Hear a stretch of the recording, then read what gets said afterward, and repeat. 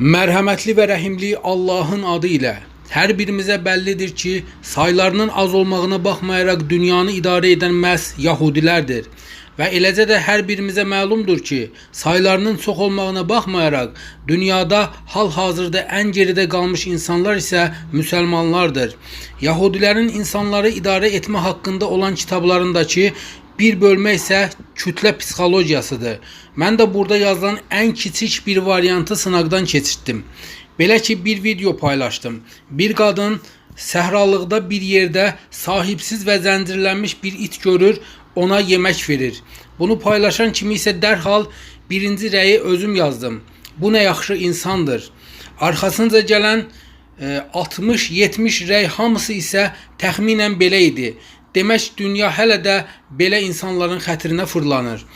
Sonra isə həmən videonu başqa bir kanalda paylaşdım və yenə də ilk rəyi özüm yazdım. Bu dəfə isə yazdım ki, axı bu qadının orada nə işi var ki?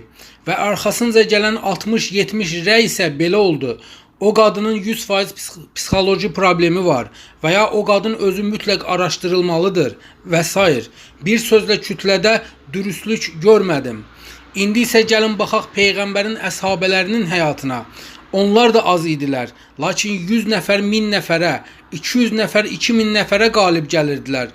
Səbəb isə odur ki, onların, o müsəlmanların əxlaqı isə məhz İslam idi.